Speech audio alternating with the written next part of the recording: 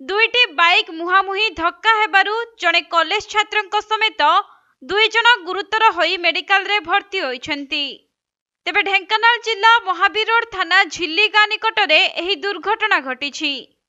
मिलिथिबा सूचना अनुसार गुरुतर छात्र जनक कंकड़ाहाड़ थाना चिलिदा ग्रामर सौम्यरंजन मल्लिक एवं अन्य जणे युवक तरडानाली ग्रामर पप्पू प्रधान।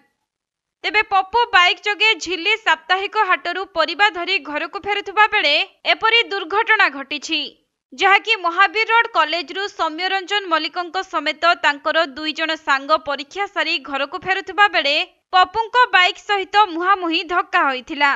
एथिरे गुरुतर एवं आहत माननकु प्रथमे पर्जंग गोष्ठी स्वास्थ्य केन्द्र और परे कामाख्यानगर मेडिकल रे भर्ती करा जायछि।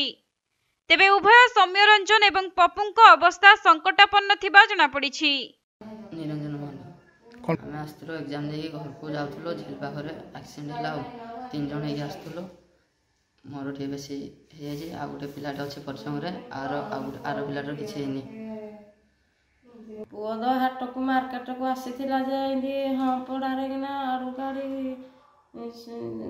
आसुजी हाडू गाड़ी आसुजी काढी किना बाडे ही गला हे हां पडार चक्क न उठी बारु। हेलो जेतबे घर को डाकी गले जे हाट मुस आसला एमती रोड रे सब गाँ लोक पाख हाट लोक सब गदा हेइते। ढेंकानाल जिल्लारू असीम अमिताभ सतपथींक रिपोर्ट कोणार्क लाइव।